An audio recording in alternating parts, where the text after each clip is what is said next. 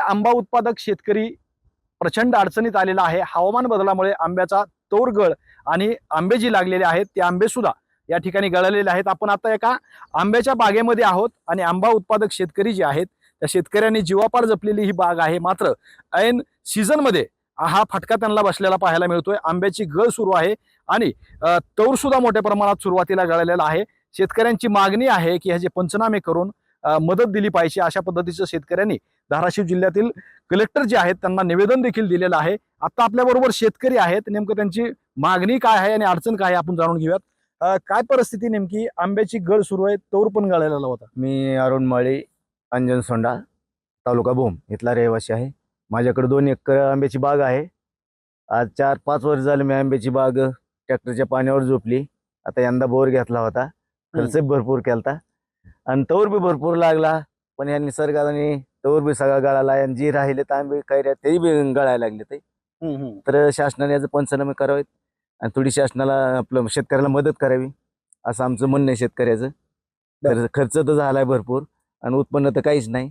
आता ही किती वर्षाची बाग आहे तुमची? ही 5 वर्षाची बाग आहे। 5 वर्षाची। 5 वर्ष पूर्ण झाले हिला।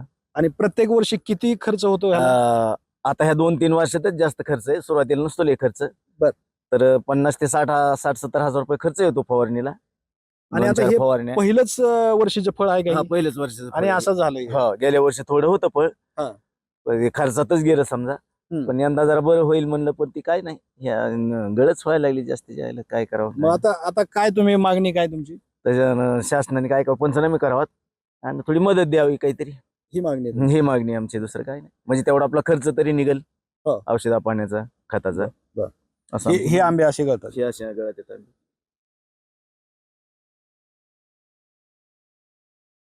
एकंदरीतच आपण जर पाहिलं तर धाराशिव जिल्ह्यामध्ये सगळ्याच ठिकाणी आंबा उत्पादक शेतकरी जे आहेत ते अडचणीत आलेत आणि त्यांची मागणी अशी आहे की पंचनामे करून शासनाने थोडीफार का होईना पण आम्हाला मदत द्यावी अशी मागणी ते सरकारकडे करतायत।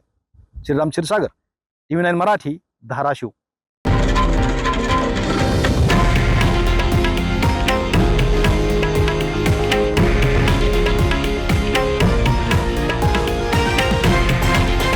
हे आहे देशातील नंबर 1 न्यूज नेटवर्क आणि आपण पाहत आहात TV9 मराठी, एकमेव।